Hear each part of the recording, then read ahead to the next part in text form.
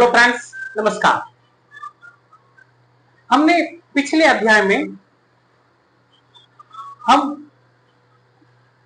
Plants में nutrition को पढ़ा था। न्यूट्रिशन इन प्लांट, पादप में पोषण।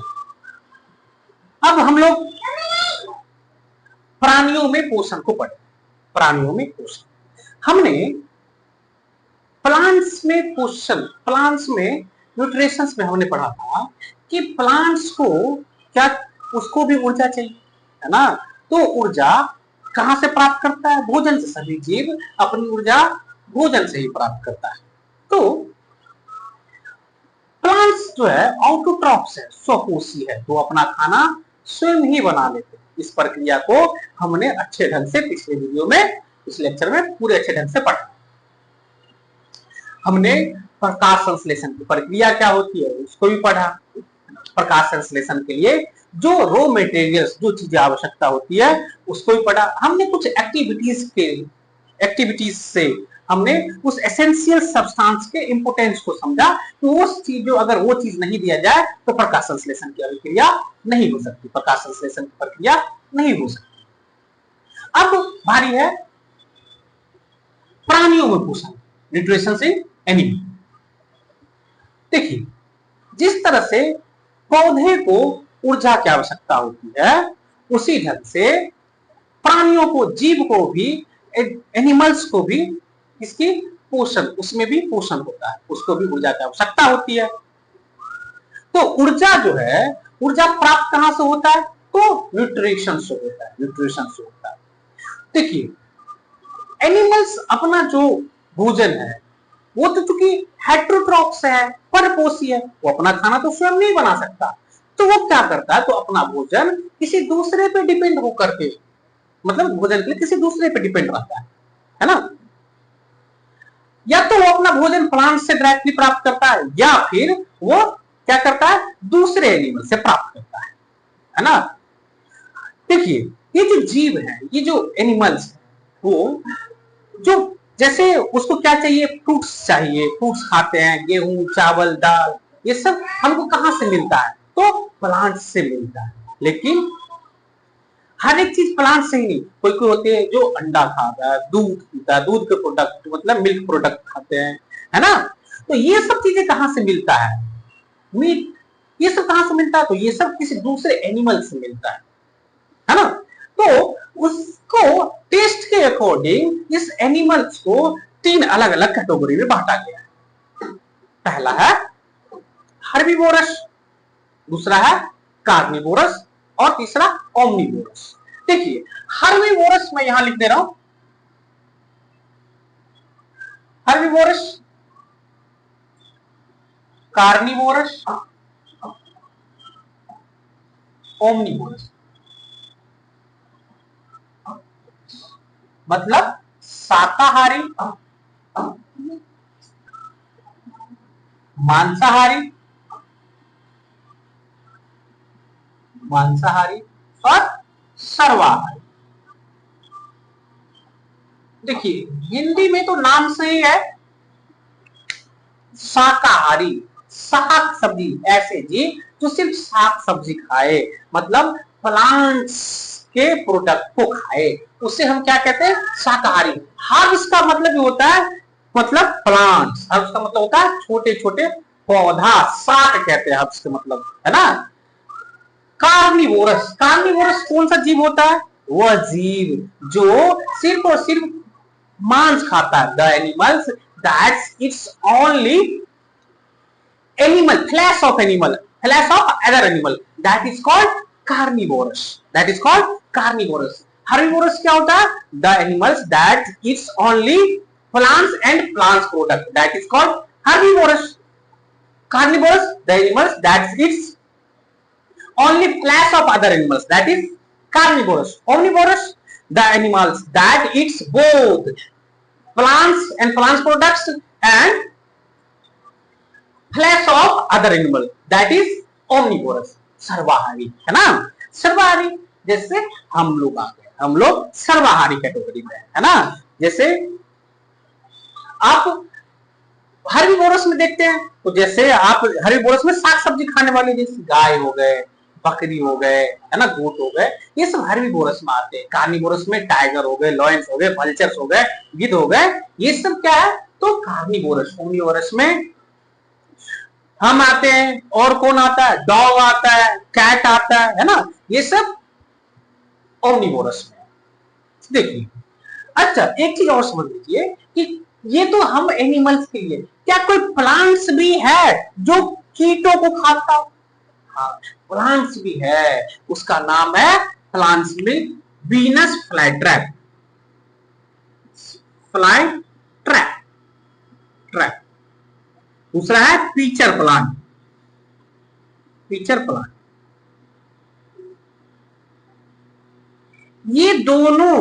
ये जो दोनों प्लांट्स है इसे इंसेक्टिवोरस प्लांट्स कहते हैं। इंसेक्टिवोरस प्लांट्स का मतलब ये कीट भक्षी पादप है। ये पादप तो है लेकिन कीड़े को खाते हैं। अच्छा, इसका स्ट्रक्चर देखिएगा, पीचर प्लांट्स, तो पीचर प्लांट्स थोड़ा सा मैं बना दूं कहीं जगह पे, यहां पे अगर दिख रहा हो ऐसे होता है, और ये एक जग का संरचना है, फिर ये ऐसे लपेटते हुए चली जाती है। ये होता है पीछे, इसके ऊपर से ढक्कन होती है। जब इसके अंदर क्या होता है, कोई कीड़ा आकर के इंटर करता है ऐसे, तो इसको ये इसके अंदर एंजाइम्स होती है, इसको डाइजेस्ट कर लेती है, और डाइजेस्ट करने के बाद उसका जो न्यूट्रिएंट्स होता है वो ग्रहण कर लेती है। ठीक है, देखिए इसकी लिप्स भी ग्रीन होती है, इसकी लिप्स ग्रीन होती है, तो भैया ये ग्रीन जो होती है तो वो अपना खाना तो खुद सिंथेसाइज कर रहा होगा, तो इसको कीड़े खाने की, कीड़े मकोड़े इंसेक्ट खाने की क्या जरूरत पड़ेगी?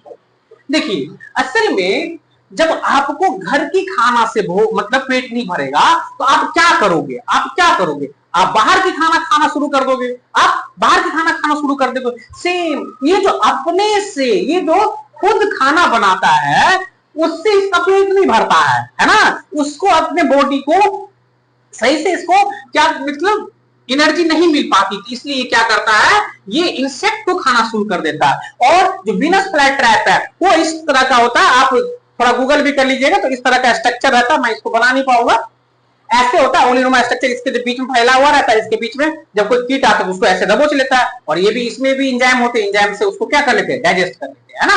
तो यहां तक चीज आपको समझ में आ गई। देखिए, अब जिस तरह से हमने प्लांट्स में न्यूट्रिशंस के प्रोसेस को समझा, तो उसी ढंग से प्राणियों में भी न्यूट्रिशंस के अलग चरण होते हैं, अलग स्टेप्स होते हैं, है ना। वो 5 स्टेप्स में होते हैं प्राणियों में, जो न्यूट्रिशंस होता है, different steps in the process of nutrition in animal, मतलब इंसानों में, जानवरों में जो न्यूट्रिशंस होते हैं वो 5 चरणों में बांटा गया है। पहला है इंजेशन, दूसरा डाइजेशन, अब्जॉर्प्शन, एसिमिलेशन और इजेशन। मतलब हिंदी में देखिएगा तो अंतःग्रहण, पाचन, अवशोषण, स्वांगीकरण और बहिक्षेपण। हम इस सभी के बारे में इसका डिफिनीशन हम सभी मतलब पहले हम लिख चुके हैं ताकि आपका समय बचे, है ना। अब एक एक करके हम इसके डिफिनीशंस को समझते हैं। इंजेशंस क्या होती है, डाइजेशंस क्या होती है, अब्जॉर्प्शन क्या होती है, एसिमिलेशन क्या होती है और इंजेशंस क्या होती है। सबसे पहले इंजेशंस। इंजेशंस क्या होता है, the process in which taking food into the body, बस यही है इंजेशन। मतलब the process of taking food into the body, that is called ingestion. मतलब भोजन को शरीर का अंदर लेना ही इंजेशन है, भोजन को शरीर के अंदर लेना ही इंजेशन है। जैसे ही आपने भोजन को मुख में लिया, है ना, और उसको आगे के प्रोसेस, यानी मुख में लिया फेंक दिया, इंजेशन नहीं है। मुख में लिया और आगे के प्रोसेस में लगा दिया, चबाने, फिर उसको अंदर लेना, ये इंजेशन कहलाती है। ये क्या कहलाती है, इंजेशन कहलाती है। डाइजेशन, डाइजेशन का मतलब होता है पाचन, डाइजेशन का मतलब पाचन। देखिए, the process in which complex component of foods break down into the simpler form, that is called digestion।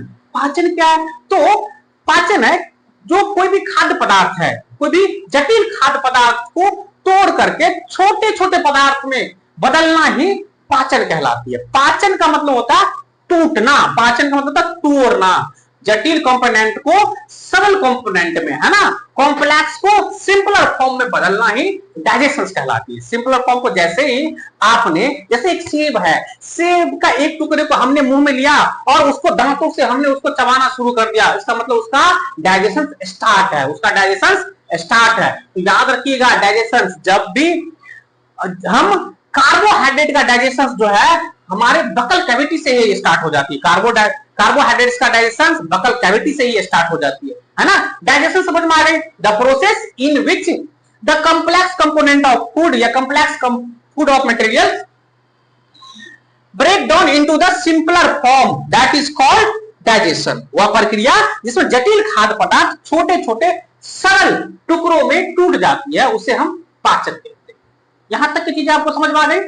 चलिए आगे चलते हैं। अब्जॉर्प्शन का मतलब क्या होता है? अवशोषण। अवशोषण देखिए, हम जब खाना खाते हैं तो ये क्या होता है, हमारे बक्कल कैविटी में टूटना शुरू हो जाती है। बक्कल कैविटी से, मुख गुहिका से वो भोजन क्या होता है, भोजन हमारे एसोफेगस में जाती है, ग्रास नली में जाती है, वहां से वो कर्मानुकुंचन की प्रक्रिया द्वारा वो स्टमक में जाती है। स्टमक मतलब अमाशय में जाती है ना। अमाशय में बहुत सारे एंजाइम्स होते हैं, बहुत सारे प्रक्रिया होती है, उसके बाद वो कहां चली जाती है स्मॉल इंटेस्टाइन में। स्मॉल इंटेस्टाइन में भोजन का क्या होता है, ब्रेक डाउन होता है ना, उसमें और ज्यादा तोड़ना पड़ता है ना। वो the process in which the digested food passes through the intestinal wall into blood stream is called absorption। वह प्रक्रिया जिसमें पाचित भोजन आंत की दीवार से होकर रुधिर धारा रक्त में पहुंचता है, वह अवशोषण कहलाती है। जैसे कि हमने पढ़ा था अभी, जैसे पढ़ा कि जब भोजन हमारे अमाशय में, स्टमक में से डाइजेस्ट होकर के स्मॉल इंटेस्टाइन में जाता है, तो स्मॉल इंटेस्टाइन में 3 एंजाइम्स मौजूद होते हैं, LAT। हम इसके बारे में आगे चर्चा करेंगे।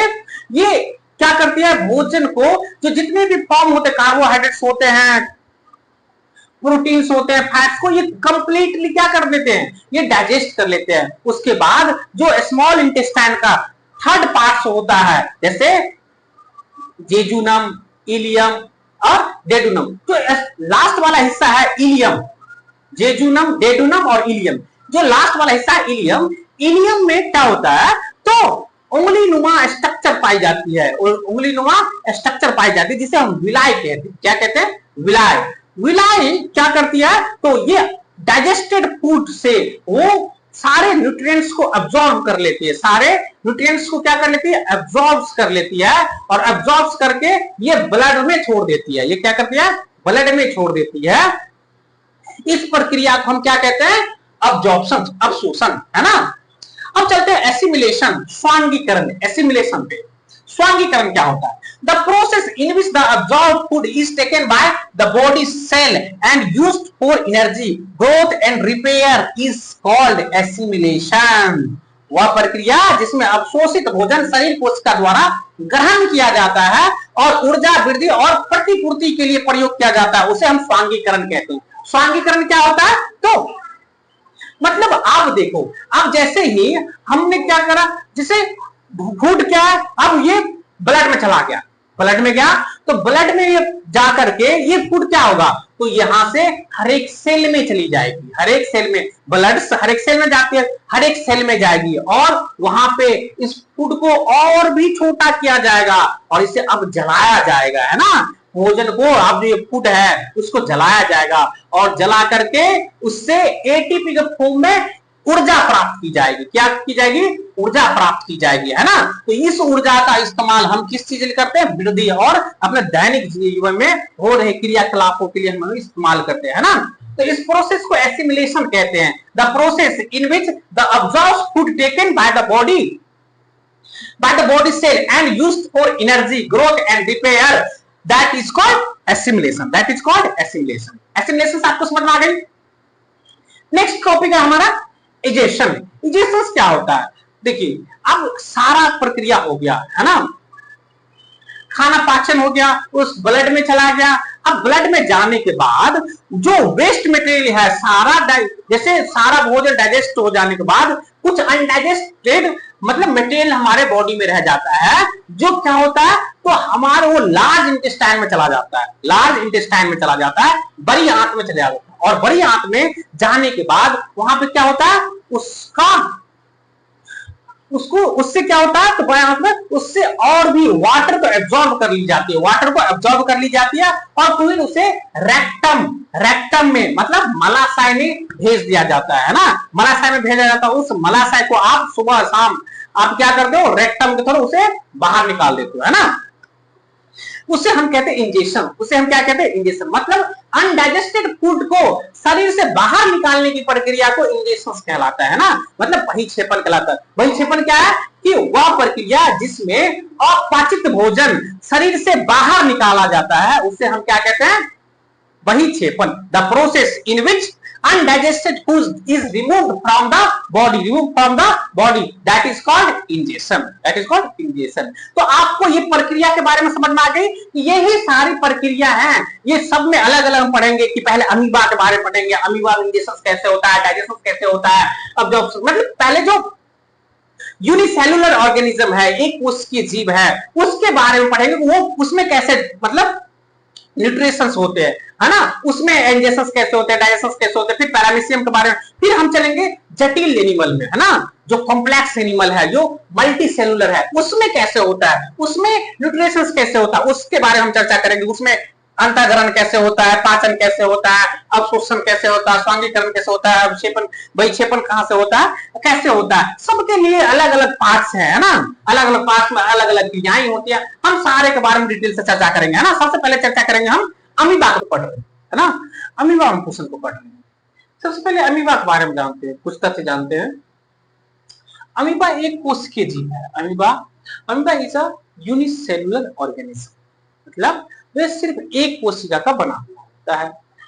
अमीबा भोजन के रूप में छोटे छोटे पौधा और प्राणियों को खाता है जो पानी में तैरता है ना।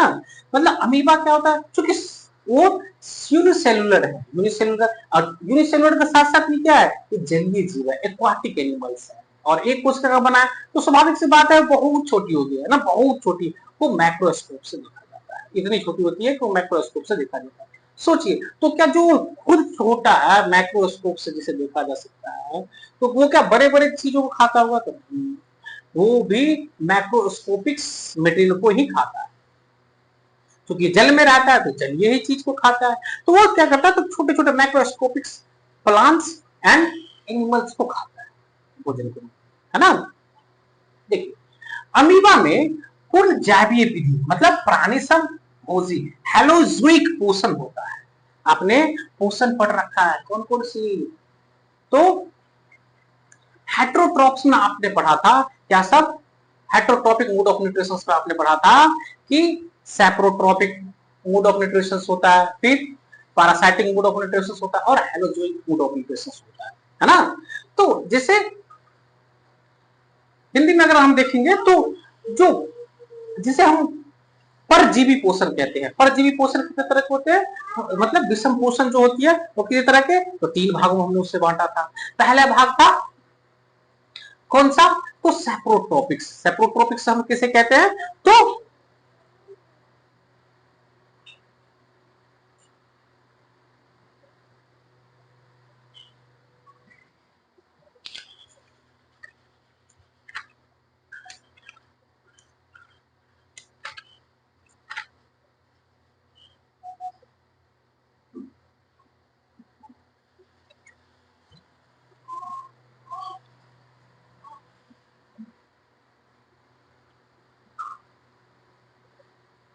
किसे कहेंगे, तो मृतजीवी पोषण, मतलब आप सैप्रोट्रॉपिक मोड ऑफ न्यूट्रिशन का मतलब मृतजीवी पोषण। फिर पैरासाइटिक में क्या होता है, तो आप देखें परजीवी दूसरों पे रह करके उसे पैरासाइट्स। फिर हमने कहा था holozoic mode of nutrition, holozoic mode of nutrition क्या था, पूर्ण जैवीय पोषण। पूर्ण जैवीय पोषण क्या होता है, इसमें ठोस के रूप में हम भोजन प्राप्त करते हैं, उससे हम क्या कहते हैं हेलोजोइक। तो अमीबा में भी, जो अमीबा में पोषण करता है तो कैसा पोषण विधि होती है, तो हेलोजोइक मोड ऑफ न्यूट्रिशन होती है ना, पूर्ण जैवीय विधि होती है। अब एक चीज और इसके बारे में समझिए, अमीबा द्वारा भोजन करने की प्रक्रिया को भक्षकाणु क्रियाएं या फाइगोसाइटोसिस कहते हैं। फाइगोसाइटोसिस, अमीबा जो भोजन ग्रहण करते हैं, भोजन जो ग्रहण करते हैं, तो इस क्रिया को हम क्या कहते हैं, इसका लिए एक अलग सा नाम दे दिएगा, फाइगोसाइटोसिस। याद रखिएगा, कई बार ऑब्जेक्टिव में पूछ लिया गया है ना, the process of taking food of amoeba is called phagocytosis. Phagocytosis याद रहेगा क्या, the process of taking food of amoeba is called phagocytosis, है ना। अमीबा द्वारा भोजन करने की विधि को हम क्या कहते हैं, प्राणिसम भोजी पोषण कहते हैं। अमीबा, अच्छा एक चीज और, अमीबा के पास कोई शेप नहीं होता, उसमें मुंह भी नहीं होता, है ना। फूड को इंजेक्ट करने के लिए क्या नहीं होता, माउथ नहीं होता, है ना, मुंह नहीं होता। तो अमीबा का कोई निश्चित आकार नहीं होता, वो अपना आकार हमेशा बदलते रहता है, हमेशा बदलते, कोई फिक्स शेप नहीं होता। Amoeba has no fix shape. Amoeba की सभी प्रक्रिया, ये अमीबा की सभी प्रक्रिया, जितने भी पोषण की सभी प्रक्रिया होती है अमीबा में, वो सारे के सारे एक कोशिका ही द्वारा मतलब संपन्न की जाती है। All the process of nutrition are performed by single cell because amoeba is unicellular.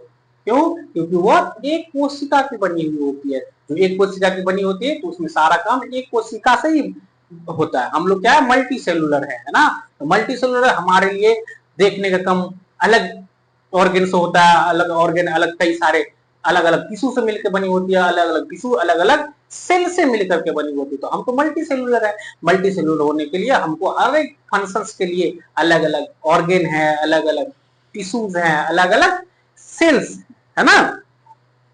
इसके बारे में हमने 9th में खूब ज्यादा चर्चा किए थे। चलिए अब देखिए इंजेक्शंस के बारे में बात करते हैं। इंजेक्शंस क्या होता है, अमीबा में जो पोषंस होती है, अमीबा के जो ये पोषंस में चरण, उसमें भी ये पांचों चरण होते हैं, 5 स्टेप्स होते हैं। इंजेक्शंस का होता है, डाइजेशंस का होता है, एब्जॉर्प्शंस का होता है, एसिमिलेशंस का होता है और इंजेक्शंस का होता है। तो अमीबा में पोषण, न्यूट्रिशन इन अमीबा में सबसे पहला स्टेप हम पढ़ेंगे इंजेक्शंस को, अंतःग्रहण को। क्योंकि आपको पता है कि अमीबा हैज नो माउथ और a fixed place for injections of food. मतलब अमीबा में मुख जैसा कोई संरचना नहीं होती, मुख नहीं होता जहां से भोजन को अंतःग्रहण किया जा सकता है। तो फिर वो कैसे करता है, तो अमीबा क्या करती है, अपने बॉडी पार्ट्स को क्या करती है, तो बॉडी पार्ट्स को इस तरह का एक स्ट्रक्चर बना लेती है। सपोज करिए ये अमीबा है, ये इस तरह का एक अमीबा है ना, अमीबा है, ये मान लीजिए अमीबा है। तो अब ये क्या करेगी अमीबा, ये अपने शेप्स को, अगर मान लीजिए यहाँ पे उसको फुट देखी, उसका फुट दिखा, तो ये क्या करेगी, अपने शेप को यूं बढ़ा लेगी, यूं बढ़ा लेगी, यूं बढ़ा लेगी, है ना, यूं बढ़ा लेगी। तो इसे हम क्या कहेंगे, इसे हम कहेंगे स्यूडोपोडिया।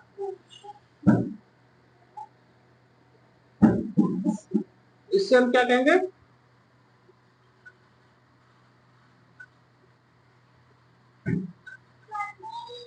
उत्पाद, उत्पाद, है ना, इसे स्यूडोपोडिया। वो अपने ही स्ट्रक्चर को, भोजन को कैप्चर करने की, अपने ही स्ट्रक्चर को इस तरह से बढ़ा लेती है कि उसके चारों तरफ अपने ही स्ट्रक्चर को ऐसे करके उस फूड के चारों तरफ लेके चली जाती है। इसे हम कहते हैं मतलब स्यूडोपोडिया। स्यूडोपोडिया मतलब एक टेम्पररी फिंगर लाइक स्ट्रक्चर्स होती है ना। अमीबा अपने कुटपाद के प्रयोग से भोजन को ग्रहण करता है, तो स्यूडोपोडिया को हम कुटपाद कहते हैं। तो कुटपाद क्या होती है, अस्थायी उंगली संरचना होती है ना, उंगली जैसा स्ट्रक्चर बना लेती है, जैसे कि यहाँ पे देख रहे हैं उंगली जैसा स्ट्रक्चर बनाई है, इसे हम स्यूडोपोडिया कहते हैं।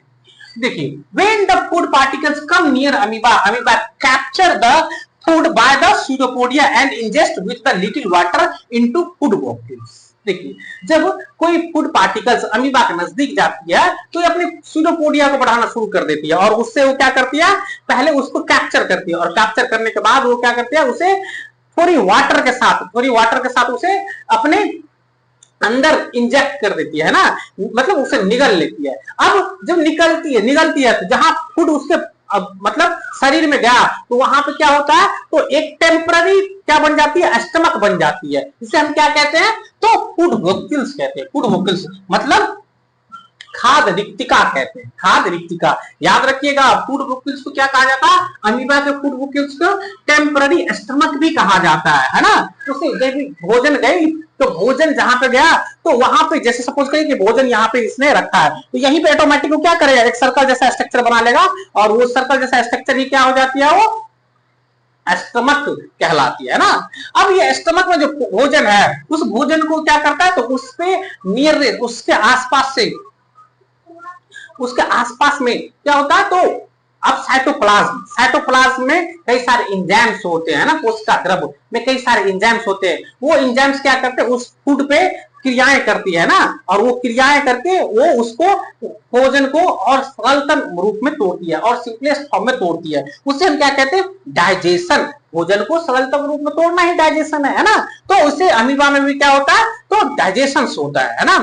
कैसे, आसपास की कोशिका द्रव से एंजाइम्स खाद्य रिक्तिका में प्रवेश करती है और रासायनिक अभिक्रिया द्वारा भोजन को छोटे एवं विलायशील अणुओं में तोड़ती है। भोजन को छोटे एवं विलायशील अणुओं में तोड़ते हैं। The enzymes form surrounding cytoplasm enter into food vacuoles and break down the food into small and soluble molecules by chemical reaction.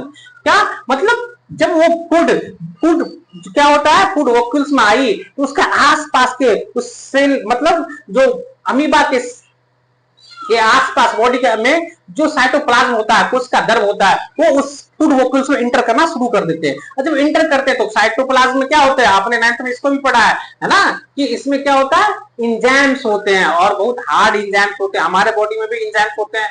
तो वो इंजाइम्स क्या करते हैं, उस भोजन को तोड़ते हैं, सरलतम रूप में तोड़ते हैं और क्या करते हैं, छोटे छोटे अणुओं में और विलायशील अणुओं में तोड़ देते हैं। विलायशील का मतलब होता है सोलूबल फॉर्म में, है ना, जिसको वो अपने बॉडी में सोलूब कर ले, है ना। यहां तक की चीजें आपको समझ में आ गई। अब नेक्स्ट हम पढ़ेंगे किसके बारे में, तो एब्जॉर्प्शन के बारे में। एब्जॉर्प्शन कैसे होता है ना, इसके बारे में। चलिए देखिए बच्चों, अब देखते हैं हम अमीबा में अब्जॉर्प्शन को, अब अवशोषण को, है ना। देखिए अमीबा में जो भोजन का डाइजेशन होता है, भोजन का डाइजेशन मतलब भोजन रहता है फूड वॉक्यूल्स में होता है, खाद्य रिक्तिका में होते हैं। उसी में उस एंजाइम्स को साइटोप्लाज्म से वो कोशिका द्रव से एंजाइम मिलती है और एंजाइम्स क्या करती है, उस फूड को ब्रेक डाउन कर देती है ना, और ब्रेक डाउन करके वो क्या करती है, सिंपलर फॉर्म में तोड़ देती है। अब वो सिंपलर फॉर्म में तोड़ देती है तो इसके लिए कोई मतलब ये तो यूनिसेलुलर है, तो सारा काम उसी में होना है, तो इसके लिए अलग सा पार्ट्स नहीं है। जैसे अलग अलग आप हम अपने ऑर्गन में देखेंगे तो ये जो अवशोषण का काम होगा वो कहाँ होता है, तो हमारे स्मॉल इंटेस्टाइन में होता है ना। लेकिन इसमें क्या है कि उसी फूड वॉक्यूल्स में ही उसका एब्जॉर्प्शन भी हो जाता है ना। एब्जॉर्प्शन के लिए क्या होता है, तो जो मतलब पाचित भोज होता है, वो जो पाचित भोज होता है वो विसरण की प्रक्रिया द्वारा सीधे साइटोप्लाज्म में चला जाता है, कोशिका द्रव में। विसरण की प्रक्रिया, डिफ्यूजन क्या होता है, मैंने पहले ही बताया डिफ्यूजन क्या होता है, कि जब किसी वैसे कि ठोस अथवा ठोस द्रव गैस, है ना। द्रव के लिए एक अलग सा चीज है कि द्रव जब कोशिका के अंदर या बाहर जाती है तो उसके लिए हम ऑस्मोसिस वर्ड यूज करते हैं, ऑस्मोसिस, है ना। लेकिन जब हम सामान्यतः गैस और ठोस के रूप में जब कुछ सेल के अंदर और बाहर जाती है वो हम उस ऐसे प्रक्रिया क्या कहते हैं, विसरण की प्रक्रिया कहते हैं ना। तो कोशिका द्रव में वो सीधे सीधे कैसे होता है, तो विसरण की प्रक्रिया द्वारा वो कहां चला जाता है, तो कोशिका द्रव में चला जाता है, अवशोषित हो जाता है।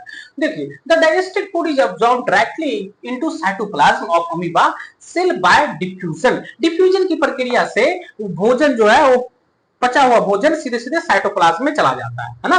After the absorption of food the food vacuoles disappear. मतलब जब जैसे ही फूड अब क्या हो चुका है, वो अब साइटोप्लाज्म में चला गया है, तो अब वो चूंकि अब साइटोप्लाज्म में चला गया फूड, तो वो जो खाद्य रिक्तिकाएं हैं, जो क्या है, टेम्पररी एमाशय है, टेम्पररी स्टमक है, वो अब डिसअपीयर मतलब खत्म हो जाएगा, समाप्त हो जाता है ना। ये था हमारा अब्जॉर्प्शन, अमीबा में अब्जॉर्प्शन। अब एसिमिलेशंस को पढ़ते हैं। एसिमिलेशंस क्या होता है, देखिए एसिमिलेशंस का मतलब क्या होता है, उससे ऊर्जा प्राप्त करना। एसिमिलेशंस का मतलब ये ना सीखे आपने कि ऊर्जा प्राप्त करना होता है एसिमिलेशंस, है ना। जो फूड्स है उस फूड्स को अब जला करके उससे ऊर्जा प्राप्त करना होता है। इसी तरह से अवशोषित भोजन का एक हिस्सा जो अब डाइजेस्टेड फूड है, उस डाइजेस्टेड फूड का एक हिस्सा वो किस चीज अमीबा किस में कर लेता है, अपने ग्रोथ के लिए कर लेता है ना, ग्रोथ के लिए कर लेता है। ठीक, मतलब और जो शेष भाग है, शेष भाग क्या होता है, तो वो रेस्पिरेशन के लिए, ऊर्जा प्राप्त करने के लिए, है ना, ऊर्जा प्राप्त करने के लिए यूज करता है।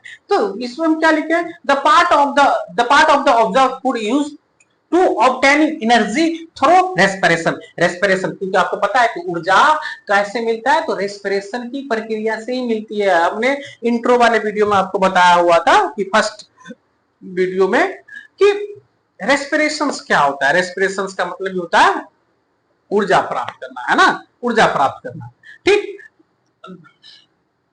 स्वांगीकरण से अमीबा का आकार में वृद्धि होता है, क्योंकि हमने आपको पढ़ाया है कि जो अमीबा है वो एक पार्ट से ही है ना, एक पार्ट भोजन का एक हिस्सा वो किसमें, रेस्पिरेशन में यूज करती है फॉर द ऑब्टेनिंग एनर्जी, है ना। बट शेष रिमेनिंग जो पार्ट्स होते हैं फूड का, वो उस चीजों से वो क्या करते हैं, अपने बॉडी को ग्रोथ करते हैं। तो बॉडी ग्रोथ उसकी किस चीजों से हो जाती है, एसिमिलेशन की प्रक्रिया से। तो इसलिए हम क्या कहते हैं, स्वांगीकरण से अमीबा के आकार में वृद्धि होती है, स्वांगीकरण से अमीबा के आकार में वृद्धि होती है।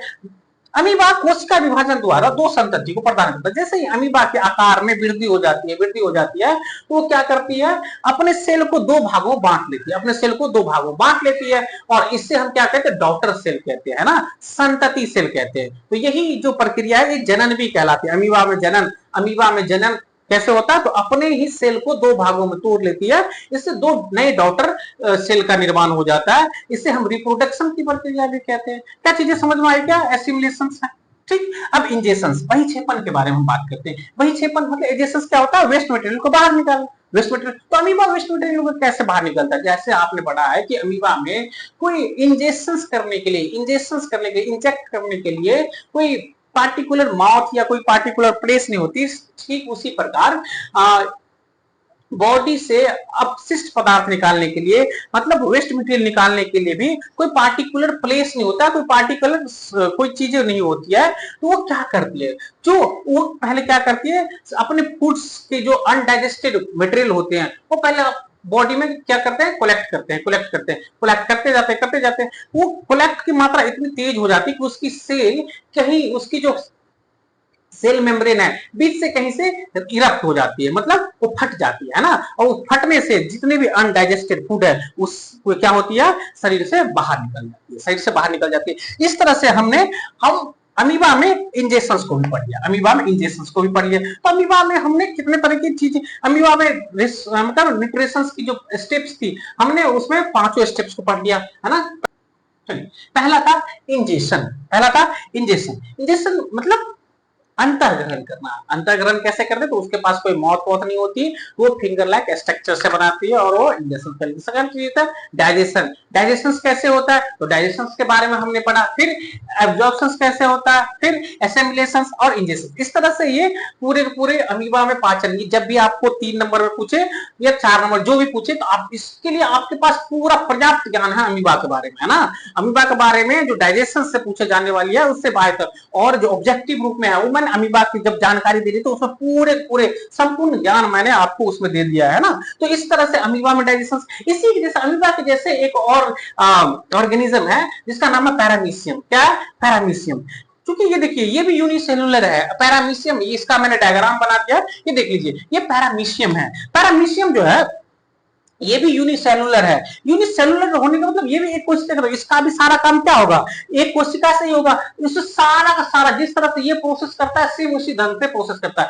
बट इसके पास माउथ नहीं था, मतलब फूड्स को इंजेक्ट करने के लिए, अपने शरीर के अंदर लेने के लिए माउथ नहीं था। इसके पास माउथ है यहाँ पे, है ना, ये माउथ है ना। अब देखिए यहां से बाद बाकी सारी चीजें सेम प्रोसेस करते हैं। अगर फूड वेक्यूल्स, या ये देखिए यहाँ पे अगर फूड यहाँ पे है तो तो इसके पीछे आप उंगली नुमा जो जितने भी धागा नुमा स्ट्रक्चर्स देख रहे हैं, इसे हम क्या कहते हैं, पक्षमाप सीलिया कहते हैं। इसमें जब फूड्स फंसती है तो ये ऑटोमेटिक इसको लपेटते हुए इस तरह से वो माउथ तक लेकर आ जाती है। जैसे यहाँ पे देखिए, अभी ये फूड पार्टिकल्स है, इसको ये ऐसे घुमाते हुए बालों के जरिए से ये यहाँ पे लेकर आ जाएगी। बस यही है जो इसको इससे अलग करती है। अमीबा से पैरामीशियम को अलग करती, कैसे करती है, इसके पास सीलिया मतलब पक्षभाव नाम की कोई चीजें है जो उसको मदद करती है फूड्स को माउथ तक लाने की। और वहां पे माउथ है, बाकी सारे के सारे चीजें अमीबा के जैसे रूबरू। बच्चों हम तो अभी चाह रहे थे कि जो अब प्राणियों में जो मतलब ह्यूमंस बीइंग्स में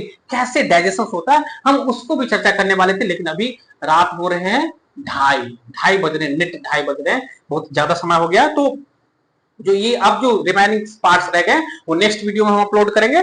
तब तक के लिए अपना ख्याल रखिए, बड़ों के आदर करिए और शिक्षा को समय दीजिए। राधे राधे।